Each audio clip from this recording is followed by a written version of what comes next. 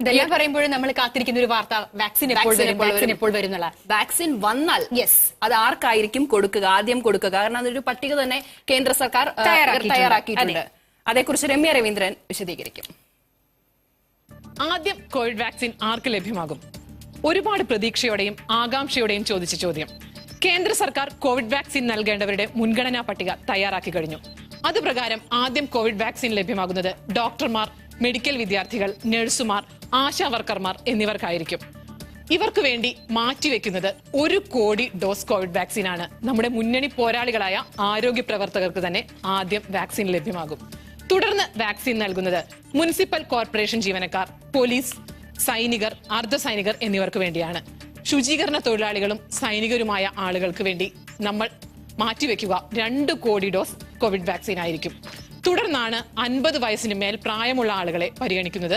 ഇവർക്ക് വേണ്ടി മാറ്റിവെക്കുന്നത് 26 കോടി ഡോസ് കോവിഡ് വാക്സിൻ ആയിരിക്കും. അതായത് 26 കോടി ആളുകൾക്ക്, 50 വയസ്സിന് മേൽ പ്രായമുള്ള ആളുകൾക്ക് വാക്സിൻ ലഭ്യമാകുമെന്ന് ചുരുക്കം. തുടർന്നാണ് 50 വയസ്സിന് താഴെയുള്ള ആളുകളെ പരിഗണിക്കുന്നത്. 50 വയസ്സിന് താഴെയുള്ള ആളുകളിൽ തന്നെ പ്രത്യേക പരിചരണം വേണ്ട ആളുകളെ മാത്രമായിരിക്കും ആദ്യഘട്ടത്തിൽ വാക്സിൻ നൽകാൻ കഴിയുക. ഇവർക്ക് വേണ്ടി 1 കോടി ഡോസ് കോവിഡ് വാക്സിൻ ആയിരിക്കും മാറ്റിവെക്കുക. തുടർന്നായിരിക്കും ആരോഗ്യമുള്ള ആളുകൾക്ക് കോവിഡ് വാക്സിൻ ലഭ്യമാകുക.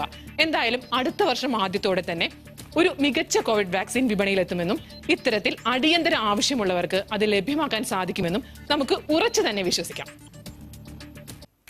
എപ്പോഴും രമ്യാണ് നമ്മുടെ ഇത് ഫോളോ അപ്പ് ചെയ്യുന്നത്. രമ്യയെ കാണുമ്പോൾ തന്നെ ചോദിക്കുന്ന ചോദ്യം, വാക്സിൻ എപ്പം വരും?